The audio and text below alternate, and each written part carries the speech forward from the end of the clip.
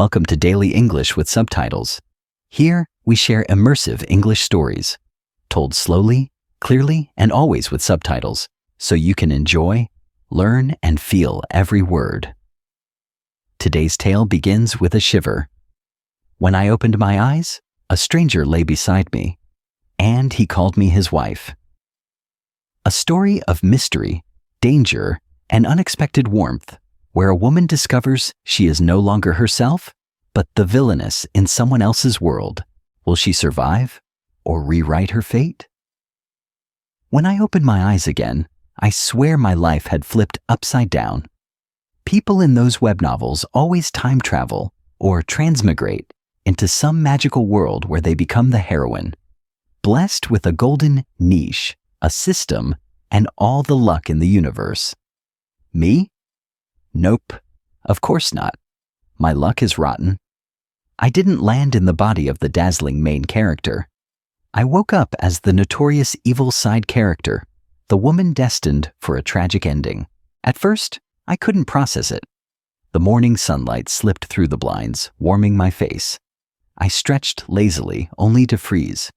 The mattress beneath me was unbelievably soft, way softer than the one I remembered collapsing onto last night. My first thought was, wow, did my old bed suddenly become this comfortable? But before I could finish that thought, my body went rigid, because right beside me the mattress dipped down. Someone was lying there, breathing. I blinked twice, my brain refusing to compute. A man was in my bed, and not just any man. A man so devastatingly handsome, he looked like he'd been sculpted by God himself on his day off, pouring every ounce of artistry into one perfect human being. His features were sharper than Hollywood stars, more refined than models on magazine covers. My jaw nearly dropped. I even had to swipe the corner of my mouth in case I was literally drooling. And then my brain caught up. Wait, why is there a man in my bed? My body moved faster than my mind. Without hesitation, I kicked him. Hard. Well, hard by my standards. To my horror, all I managed was to nudge him a few inches across the massive bed. The man stirred, his thick brows furrowing as if annoyed to be disturbed from sleep, and my second shock of the morning hit me. Why the hell is my bed so big? 3 meters wide? Since when could I afford this kind of mattress? He sat up slightly, his half-lidded eyes locking on me. I scrambled backward, cocooning myself in the blanket like it could protect me.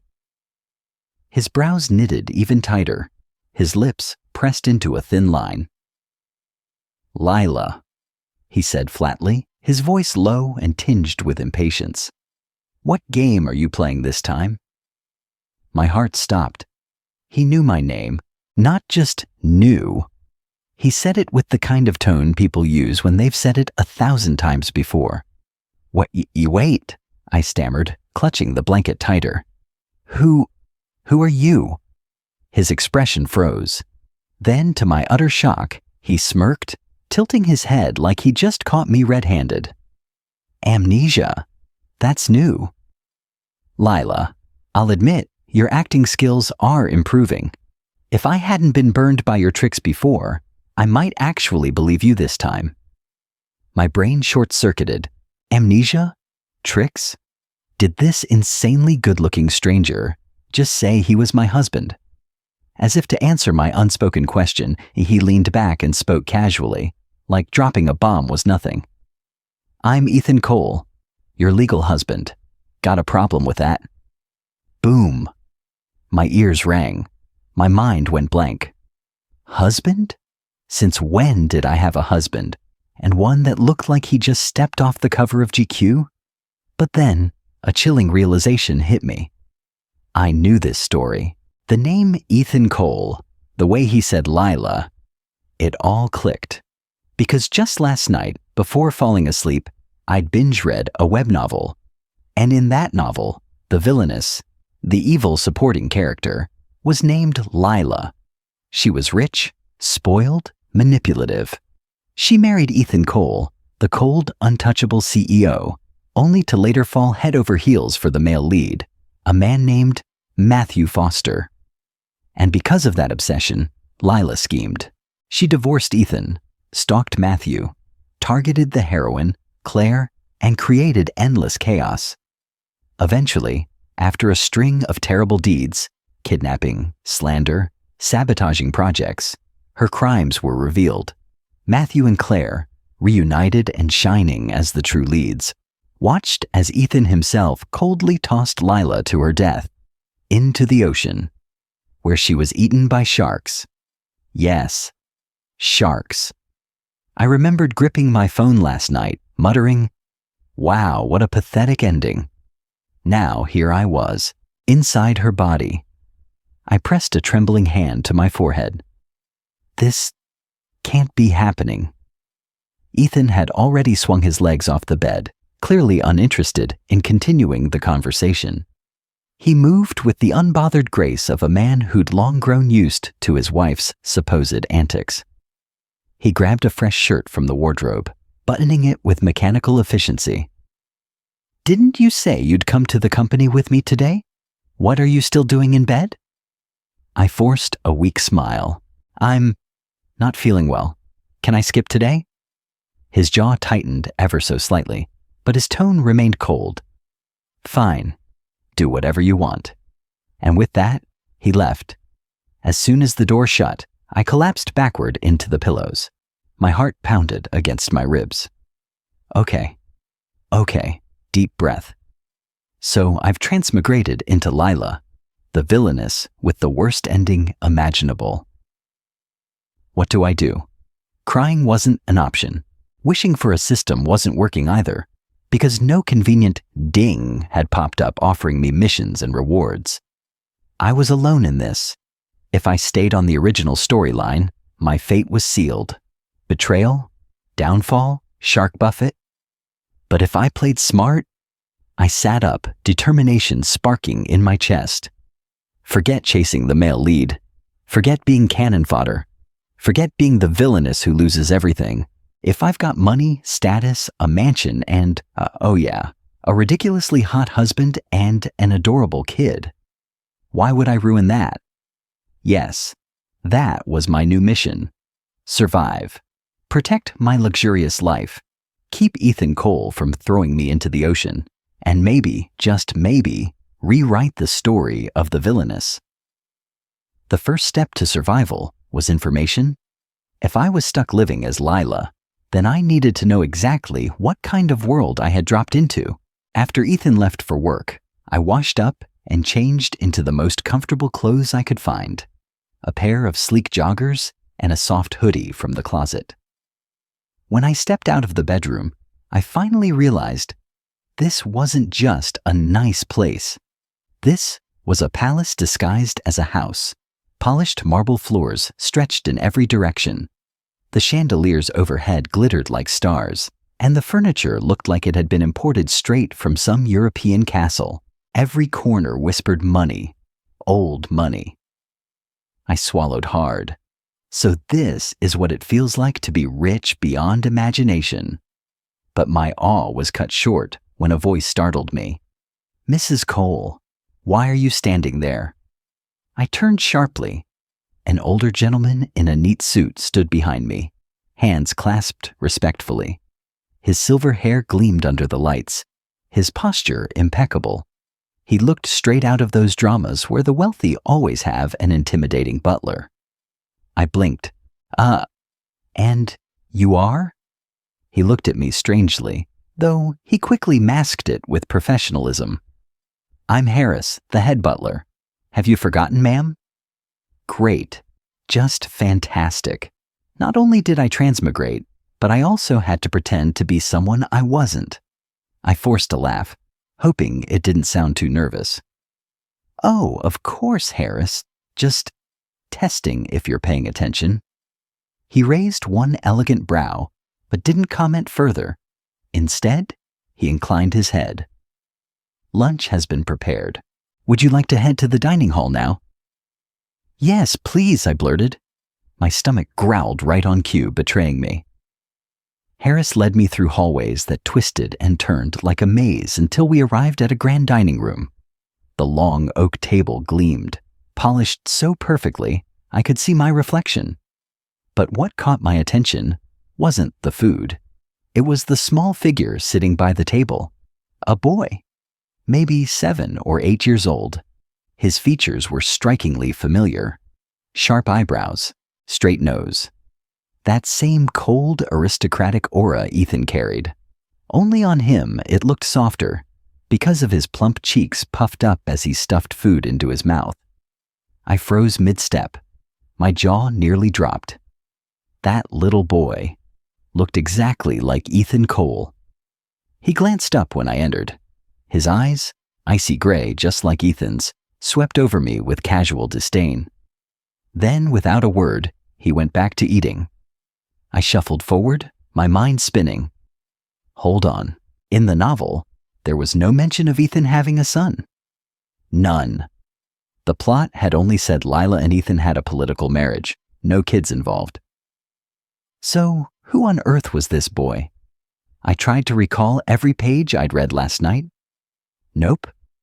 No child. Did this mean the world I'd fallen into wasn't identical to the novel? That things had diverged? I sat down carefully on the opposite side of the table.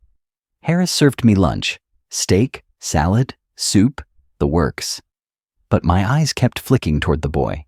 He must have noticed, because after a while he put down his fork with an audible clink and looked straight at me. Why are you staring at me? His voice was sharp, too mature for his age. Planning something again? I nearly choked on my soup. Again? What do you mean again? He frowned, suspicion in his every glance. Don't act like you don't know. You're always scheming something. Dad told me. Dad. So he really was Ethan's kid. But then, as if reading my inner denial, the boy added with a smirk. Don't even think about trying to play mom. You're not cut out for it. Ouch. My lips twitched. Kid, do you talk to all adults like this? Or am I just special?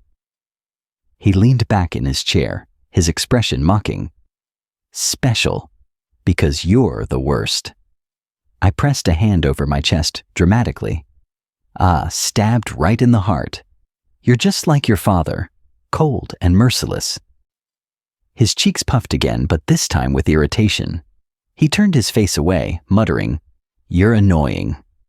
Despite his sharp words, I couldn't help but feel a pang of affection. His little pout, his serious eyes. It was cute. And if he really was Ethan's son, that meant he was technically my son now too. Whether or not the original Lila treated him well, I decided then and there, I'd make sure this boy didn't hate me. Because step 1 of survival?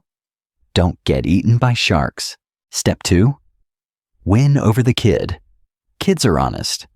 If I could get him on my side, maybe Ethan wouldn't throw me into the ocean later. I leaned forward conspiratorially. Hey, what's your name? He gave me a long, suspicious look before finally answering. Aiden. Aiden Cole. Of course, the name fit perfectly. I smiled, trying to soften my voice. Aiden, huh? That's a strong name. You know, I like it. He narrowed his eyes. Stop trying to flatter me. I'm not flattering you, I said, holding up my fork like a solemn oath. I mean it. It's a good name. And you look like a smart kid. He blinked. Just for a second, I thought I saw his expression waver.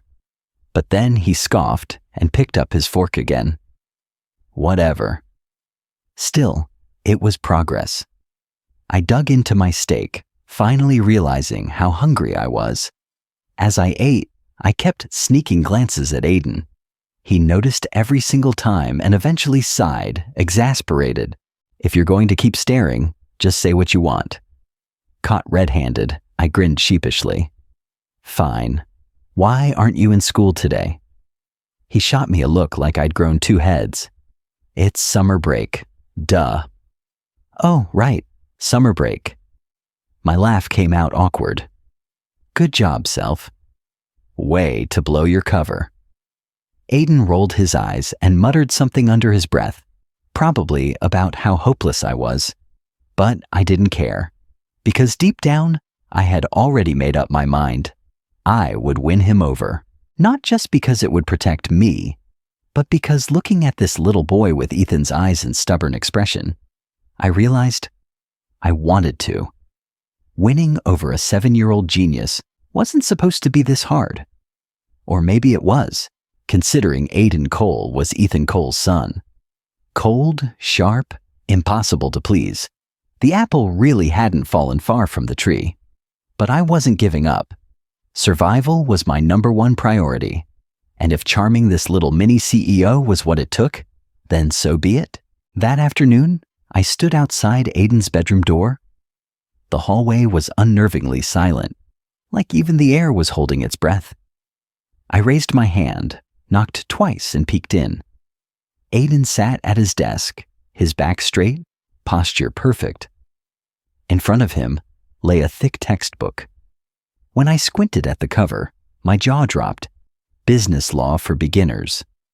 I muttered under my breath, "What kind of childhood is this?" The boy didn't look up. "What do you want?" I plastered on my warmest smile and stepped inside. "Just checking in on you.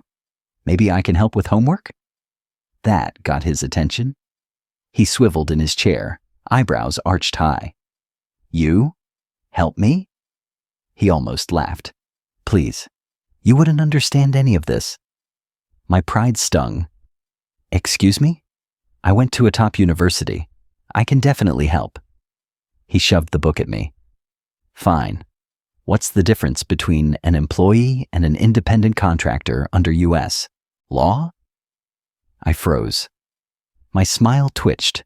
My eyes scanned the page, but the words blurred into nonsense.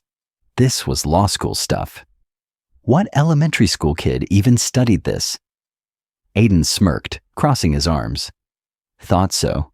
You don't know." I cleared my throat and handed the book back. "Of course I know. I'm just testing you. And you passed." His smirk widened. "Sure." "Okay, fine. Round 1. Aiden, 1. Me, 0. But I refused to lose the war. That evening, when Harris served dinner, I sat across from Aiden with a new strategy. "So, Aiden," I began casually, "besides reading legal codes, what do you actually like to do?" He shot me a guarded glance. "Why do you care?" "Because," I leaned forward, lowering my voice like I was sharing a secret, "I want us to get along. Truce. No fighting. Friends?" For a moment, he hesitated. His fork paused mid-air. Then he muttered, "Drawing." My heart leapt.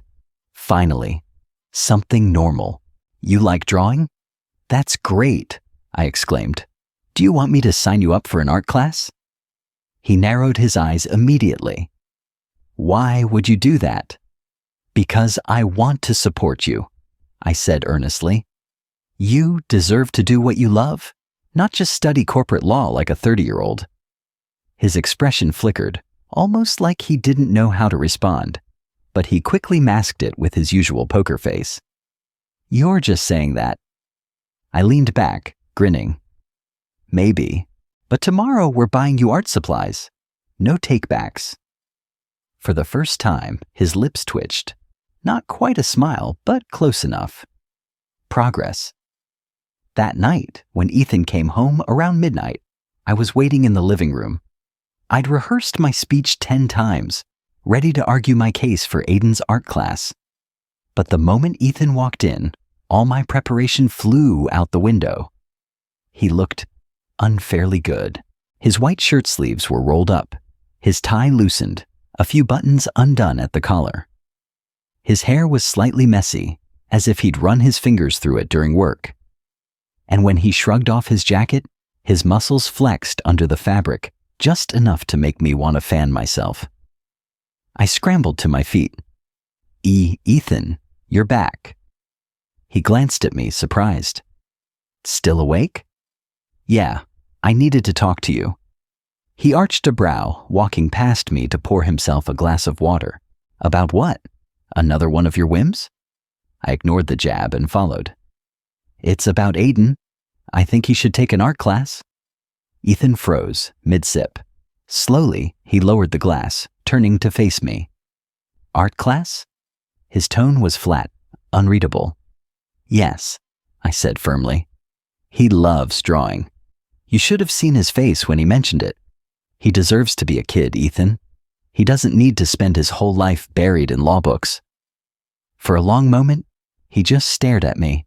His gaze was intense, heavy, as if he were trying to peel back my skin and see what game I was playing underneath. Finally, he let out a soft, humorless chuckle. Since when do you care? The words stung more than I expected. I swallowed, lowering my voice. Since now. Something flickered in his eyes, something I couldn't quite name. He set the glass down, leaned closer, his breath brushing against my cheek. What are you planning, Lila? My heart raced. I forced myself to meet his gaze. Nothing. I just want to do one good thing. For a second, silence stretched between us. Then he smirked, shaking his head. If Aiden wants it, fine, but don't think I can't see through you. See through what?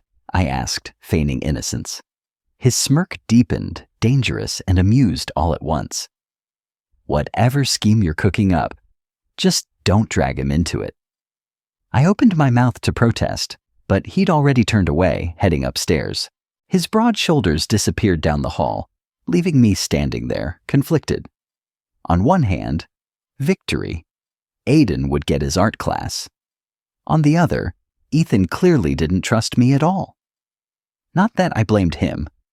The original Lila had been awful, but as I climbed the stairs to my room, one thought lingered stubbornly in my mind. I wanted him to believe me. The next morning, Aiden found me in the kitchen sipping tea. His face was its usual blank slate, but his words gave him away. Dad said I can start art classes. I grinned. See? Told you. He eyed me skeptically. Why would you go that far for me? I winked. Because I'm awesome. And because you deserve it. This time, he didn't hide the faint curl of his lips, just a little smile, but enough to make my chest feel warm. Maybe, just maybe, I could survive this world after all. A week later, I was beginning to think maybe, just maybe, I had cracked the Aiden Cole code. He still called me annoying every other hour, still rolled his eyes like a teenager trapped in a 7-year-old body, but there were small cracks in his icy armor. He no longer left the room the second I entered. Sometimes, if I offered him snacks, he even took them without glaring at me first. And the biggest breakthrough, he actually showed me one of his drawings. It was clumsy, sure. He was a kid, but it was filled with detail, his sharp little mind pouring order onto the paper.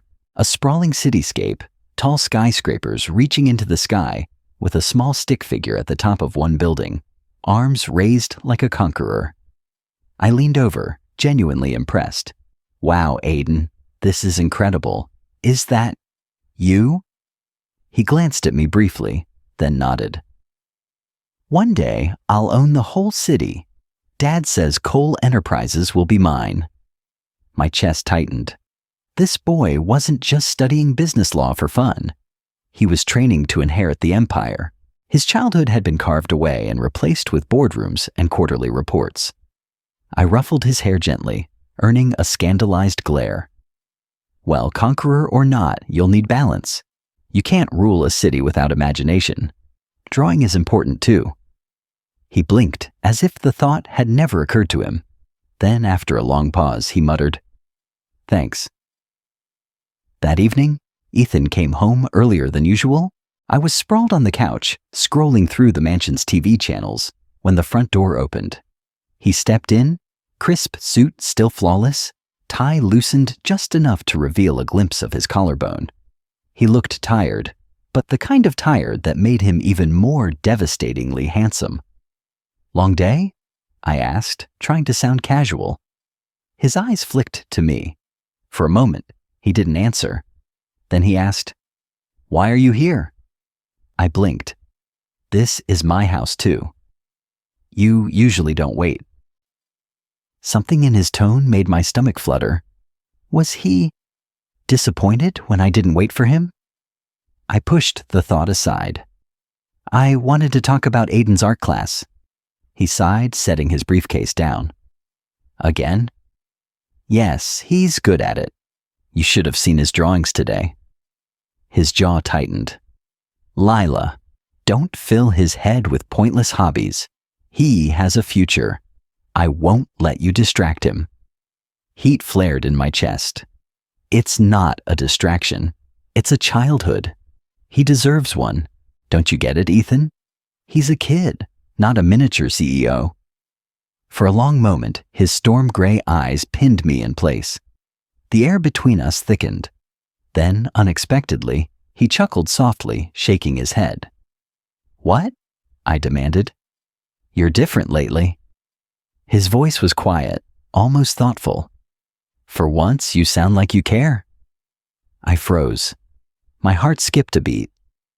Care? Before I could respond, Aiden padded into the room, holding up his sketchbook. Dad, look. Ethan crouched slightly, flipping through the pages. His usual unreadable mask slipped for half a second. There was real softness in his eyes as he took in the crude drawings. He didn't say much, just a quiet hum of approval, but Aiden lit up like it was the highest praise in the world. I watched them silently, something warm unfurling in my chest. For the first time, I wondered, was Ethan Cole really the villain in my story?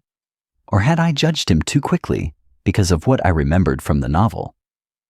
Later that night, I sat at my vanity brushing my hair when the door creaked open. Ethan leaned against the frame, tie undone completely now, shirt sleeves rolled up. He looked unfairly good in the low bedroom light, and my brain scrambled to remember how to function. What are you doing in here? I asked, a little too quickly. He raised an eyebrow. This is our room. Right, our room, our bed. My pulse spiked. He stepped closer, gaze steady. You've been acting strange. I laughed nervously. Strange how? Less scheming, more. His eyes narrowed slightly. Human. Ouch. But I bit back a retort. Instead, I tried for humor. Maybe I've turned over a new leaf. People change, you know. His lips curved in a faint, almost mocking smile. You don't change overnight, Lila. So what's your angle? My heart thudded. He didn't believe me. Of course he didn't. Why would he, when the original Lila had spent years making his life miserable? I forced myself to meet his gaze. No angle. I just don't want to be the villain anymore. For a fleeting moment, his expression shifted, like I'd said something he wasn't expecting. But then the mask slid back in place, cool and unreadable. We'll see. He turned to leave, but before he did, he added softly, Don't hurt Aiden. I wouldn't, I whispered. His shoulders stiffened for just a second before he disappeared into the hall. The next day, Harris drove Aiden and me to the art studio downtown. The space smelled of paint and turpentine, sunlight pouring through wide windows. Children his age sat at easels, giggling, splattering color across paper. Aiden looked out of place at first, stiff-backed and wary. But when the teacher handed him a brush, his entire demeanor shifted. Concentration lit his face, his small hand moving confidently across the canvas. I sat in the corner, watching quietly. Pride bubbled in my chest. This was what he needed. Not legal codes, not business contracts, just a space to create. When the class ended, he approached me, holding up his painting. A messy but vibrant landscape of a sunrise over a city skyline. It's beautiful, I said honestly. You're talented. His ears turned pink. Thanks. Mom. The word was soft, hesitant, like he wasn't sure he was allowed to say it. My throat tightened. I blinked rapidly, pretending not to notice the sting in my eyes. "Anytime, kiddo." That night, as I tucked the painting carefully into Aiden's room, Ethan appeared in the doorway. His gaze flicked from the canvas to me. "He called you Mom, didn't he?" His voice was unreadable. I froze. "He might have." Something unreadable flickered in his eyes. Something sharp. Something almost jealous. But instead of commenting, he stepped into the room, brushed his fingers lightly over the edge of the painting, then left without another word. I stood there staring after him, my chest tight. Jealous? Of me bonding with Aiden? Or was I imagining things? Either way, one thing was clear. Surviving in this world wasn't just about avoiding sharks anymore. It was about navigating Ethan Cole and whatever storm he carried inside him. By the end of the next week, I had to admit something terrifying. Ethan Cole was getting under my skin. It was in the small things. The way he paused at the doorway when he saw Aiden show me a sketch, as if he didn't want to interrupt, but also couldn't make himself leave. The way his gaze tracked me at dinner parties, subtle as a shadow, like he was always ready to step in if I stumbled. The way his voice softened, barely, when he said my name. I told myself it was strategy. If Ethan saw me as human, I'd be safer. If Aiden trusted me, I'd be safer. Survival first, feelings never. Easy. Then I decided to play rich lady and sip a dramatic black coffee at breakfast. Bad idea. 15 minutes later, my stomach revolted like I'd swallowed battery acid. The room spun. I broke into a cold sweat, tried to stand, and woke up staring at a fluorescent light and smelling disinfectant. A hand squeezed mine. "Lila." I turned my head. Ethan sat beside the hospital bed. Tie loosened, sleeves rolled, jaw tight. Relief flashed across his face, so fast I nearly missed it, replaced instantly by irritation. "Are you trying to kill yourself?" he asked, voice rough. I croaked, "Hello to you too. You know you can't tolerate caffeine. Harris said you've been forcing it every morning." I winced. I didn't know. I thought rich people drink black coffee while staring out at their empires. "You're an idiot," he said, but it came out hoarse, almost like a prayer. "Next time, call me before you decide to faint." I stared at him. "You want me to call you to schedule my collapses?" His lips twitched despite himself. "You know what I mean." The doctor breezed in and declared me fine, overstimulated, dehydrated, dramatic, rude, but fair. After a lecture on "Listen to your body," I was cleared to go home. On the drive back, Ethan kept his eyes on the road. "There's an event Saturday, the Foster Foundation Gala." My heart dropped to my shoes. Matthew Foster. Claire. In the book, that gala was the point where Lila's obsession with Matthew spiraled and Claire's life got dangerous. It was the beginning of the end. I forced a steady voice. "We're going?" "We're invited," Ethan said. "You don't have to attend." "No," I answered too quickly, then tried to tone down the panic. "I should go. It's important." He glanced at me sideways, reading me the way he always did. "You're pale." "I'm fine," I lied. "Just remembering the last time I wore heels for 4 hours." He didn't smile. "If you're not up for it, say so." "I'm up for it." I swallowed. Absolutely. Because if fate was going to shove me toward the main leads, I needed to see for myself how far off the old plot we drifted, and whether my shark-infested ending still lurked ahead. Saturday night, I stared at the woman in the mirror and barely recognized her. The gown Ethan had chosen was a deep emerald that made my skin look like I'd actually slept this week. My hair was in soft waves. Diamond studs glittered at my ears. For once, I didn't look like the villain. I looked like someone who belonged. When I stepped out, Ethan actually went still. His eyes swept over me in one unhurried, devastating line. "You'll cause trouble looking like that," he said quietly. I tipped my chin up. "Then you'll have to keep a close eye on me." "I already do." Heat prickled the back of my neck. I placed my hand on his arm, and we walked out like we'd practiced being elegant our whole lives. The Foster Foundation's ballroom glowed. Crystal chandeliers, glass sculptures, people dressed like they'd been poured into couture. Waiters drifted by with champagne.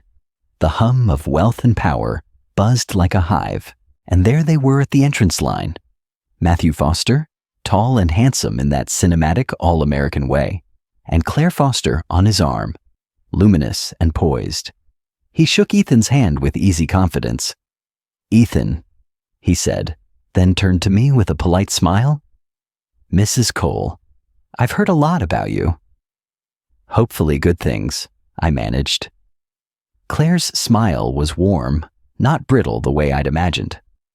"All good, and thank you both for supporting the foundation." My brain scrambled to catch up. Their rings flashed. The program listed Claire Foster as co-chair. Ethan thanked Matthew for his partnership on a project last quarter. Last quarter. Rings. Co-chair. They weren't courting. They were already married by at least a year. The room tilted for a beat, not from coffee this time, but from relief and fear colliding. The book's timeline was fractured beyond recognition. Whatever script I'd prepared in my head was now kindling. Ethan's hand tightened over mine, an anchor. "You all right?" This place has phenomenal lighting," I said weakly. He didn't press. He never pressed. He simply kept me at his side, steering us through the social current with an ease I envied. He introduced me to people I'd only seen on business magazine covers, and all I had to do was smile and not trip over my gown. Then the lights dipped and the auction began. Art, sculptures, rare vintages. Items glided by. Prices climbed. Paddles rose and fell. I clapped when everyone else clapped, whispered wow at numbers that sounded like phone numbers, and tried not to think about how many student loans could be vaporized by a single bid. "And now," the auctioneer announced, "our final piece of the evening. Tear of the Sky." A velvet cover whisked away. Gasps rippled through the room. It was a necklace, delicate but weighty, a constellation of diamonds arcing toward a single sapphire at the center. So blue it felt like looking into deep water at midnight. My lungs forgot their job for a second. Without meaning to, I tugged Ethan's sleeve. "It's beautiful." He didn't look at the necklace. He looked at me. "Opening bid, 10 million, the auctioneer sang. Paddles lifted, 15, 20, 25. My heart did a painful little pirouette. I leaned toward Ethan, whispering, "Let it go, please. I just like looking. We can, look at pictures." "Pictures," he repeated, amused. "High-resolution pictures." He raised his paddle. 25. I grabbed his wrist. "Ethan." He lowered his wrist. My shoulders dropped until another voice carried from 3 rows over. 30, Matthew Foster called. My head snapped toward him. Claire's gaze remained on the stage, serene as a lake. Ethan's paddle lifted again, unhurried. 50. 50. I smiled at the room like I wasn't screaming internally. "Sir, that's a house. Several houses." My nails dug crescents into my palm. "You don't have to." He bent close, his breath brushing my ear. "You liked it." "I like sunsets too," I hissed. "Should I buy the sky?" "Not on a Saturday." So unfair. Across the aisle, Matthew's paddle stayed down.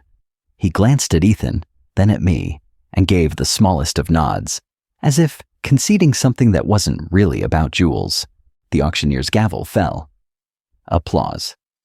The sound echoed oddly in my chest.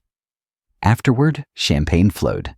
I kept the safest 1-meter radius between myself and Ethan, greeting, smiling, floating. People congratulated him for supporting a good cause. Claire thanked me again for attending. Matthew was perfectly polite, perfectly unreadable. The room was a theater, and we all knew our lines. In the car, the masks peeled off. Silence pooled between us. "You didn't have to do that," I said to the window. He adjusted his cuff. "Do what?" "Spend a fortune because I said something was pretty." He didn't answer. When I finally looked over, his eyes were on me, calm and relentless. "I didn't buy a necklace because it's pretty." "Oh?" "I bought it because you're wearing it." My brain stuttered. I'm... What?" "Tomorrow," he said simply. "If you want it." If I want it. The neighborhood slid by in soft gold streetlights. Something oddly fragile cracked open in my chest. I fought the urge to ruin it with a joke, and lost. "How much does a security guard for a sapphire cost?" Asking for a friend. That earned the ghost of a smile. "We have a few?" Back at the house, the moment dissolved. By the time I came downstairs the next morning, Ethan had left for the office. No necklace on the table. No velvet box waiting under a cloche like a shiny dessert. No note. My stupid heart sank. I told myself it was better this way. Necklaces are things. Things don't mean safety. Safety means no sharks, no cliffs, no tragic chapters. Safety means keeping Ethan unannoyed, Aiden untraumatized, and myself undramatic. Aiden mercifully saved me from spiraling by barging into breakfast with a paint stripe on his cheek. "We're going to the museum today," he declared like a tiny executive issuing a memo. "Field research." "Sir, yes, sir," I said, saluting with my toast. We spent the afternoon getting lost between landscapes and portraits, with Aiden lecturing me on light and perspective like a pint-sized professor. He tried to look bored when I bought him an overpriced sketchbook at the gift shop. The glow in his eyes gave him away. When we got home, the foyer was quiet.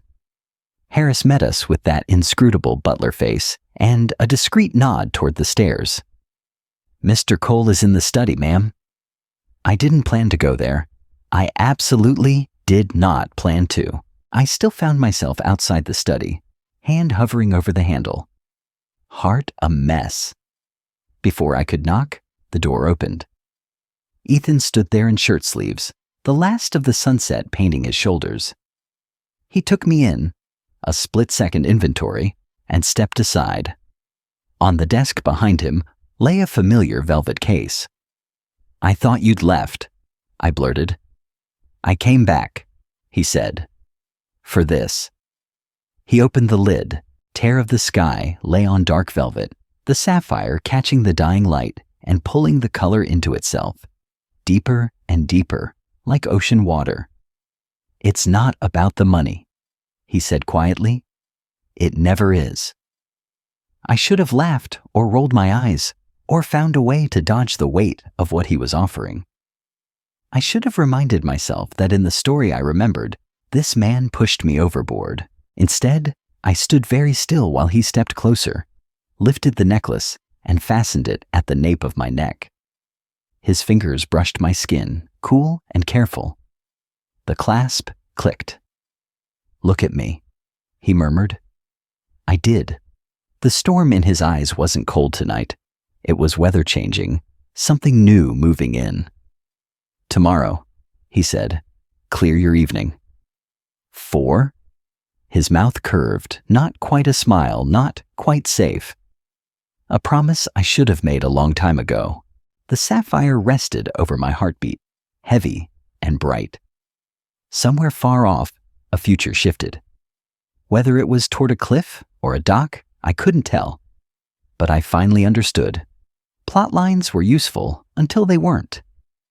After that, you either clung to a dead script or you wrote your own. And for the first time, I wanted to try the second. The necklace felt like fire and ice against my skin, heavy, dazzling, impossible to ignore. I told myself not to read too much into it, not to imagine meanings where there were none. Ethan Cole wasn't the type of man who acted on impulse.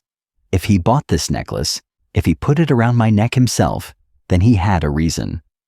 But what reason? The question haunted me the entire next day. That evening, Harris knocked on my door. "Mr. Cole asked me to remind you. Dinner at 7. Formal attire." Formal attire. My heart stuttered. This wasn't just another gala. By 7 sharp, I descended the stairs in a midnight blue gown. Aiden had peeked into my room earlier and declared me not completely embarrassing, which, in his language, meant stunning. My palms were sweaty anyway. Ethan stood waiting at the base of the stairs. No suit jacket this time, just a crisp white shirt, tie absent, top button undone. He looked less like a CEO and more like something dangerous in disguise. His eyes swept over me. "You'll do." I smirked. High praise from Mr. Perfect. He offered his arm. "Come on." Instead of the dining room, he led me out through the back garden. Twinkling lights wrapped around the trees, soft music floated from hidden speakers. A long table stood beneath a canopy of lanterns, set with silver and crystal. My breath caught. "You did all this?" He didn't answer, just pulled out a chair for me. The food was simple: steak, salad, wine. But everything shimmered under the lantern glow. For the first few minutes, we ate in silence. I kept sneaking glances at him, trying to guess what game he was playing. Finally, he set down his fork. "You've changed." I stiffened. "Changed how?" "You used to be different, angry, reckless. Everything was a performance, but lately," his gaze pinned me like a hawk. "Lately you look like someone I don't know, someone real." My throat went dry. I laughed too loudly. "Maybe I got tired of acting." His lips curved, but his eyes stayed serious. "So, what do you want now, Lila?" The question hit like a stone. What did I want? To survive, obviously. To rewrite my tragic ending. But with Ethan staring at me like that, I couldn't say it. "I want to live," I said softly. Something flickered in his eyes. He leaned closer, elbows on the table, voice low. "Then stop pretending. Whatever mask you've been wearing, I don't need it."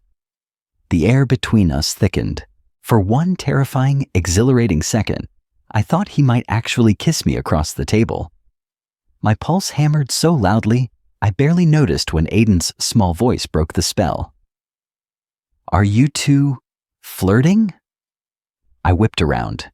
The kid stood by the hedges, sketchbook tucked under his arm, smirking like he just caught us red-handed. "Aiden." Ethan's tone carried warning. Aiden only grinned wider. "Relax, I'll keep your secret." He waved his sketchbook and disappeared back toward the house. I pressed my face into my hands, groaning. "I'm going to die." Ethan's chuckle was low, unexpected, and far too warm.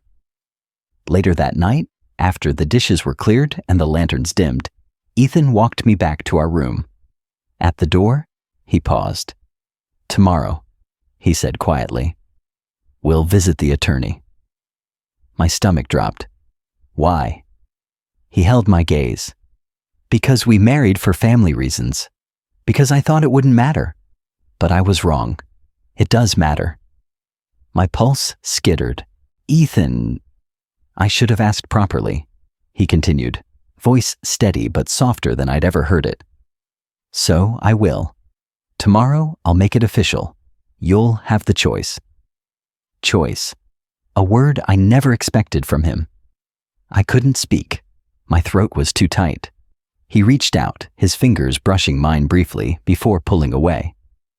"Get some sleep." Then he was gone. That night, I tossed and turned. The novel's shadow hung over me.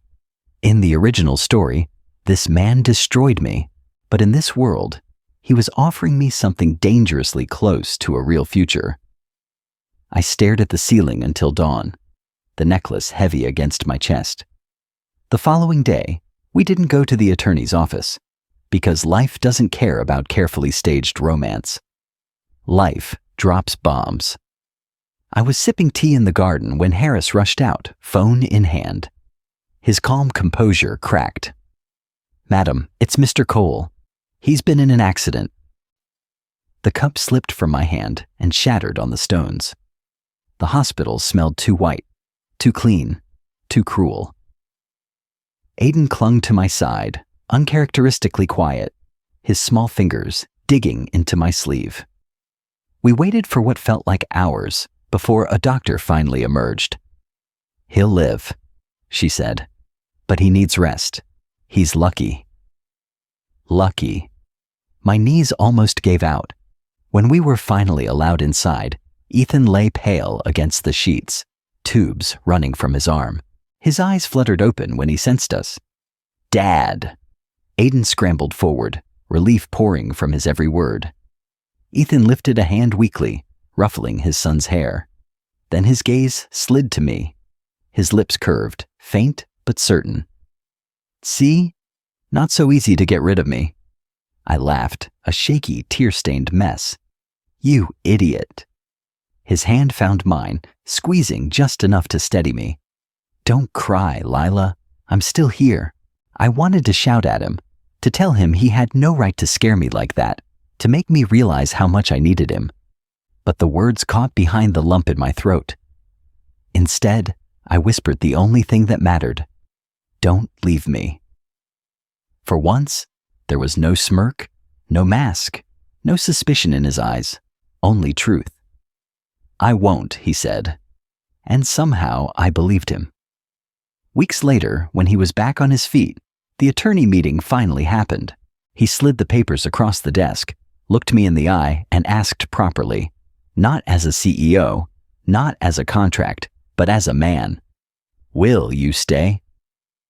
I looked at Ethan, at Aiden, at the life I'd stumbled into, messy and terrifying, and so much more alive than the script I thought I knew. And I signed my name, not as the villainess, not as cannon fodder, not as the girl destined for sharks, but as myself. Was it love? Maybe. Was it survival? Definitely. Was it the ending the novel promised me? Absolutely not. Because this wasn't the novel anymore. This was my story now, and I intended to live it. Thank you for listening to this daily English with Subtitles story. If you enjoyed this English story, please like, subscribe, and turn on the bell, so you never miss a new tale to inspire your imagination and improve your English.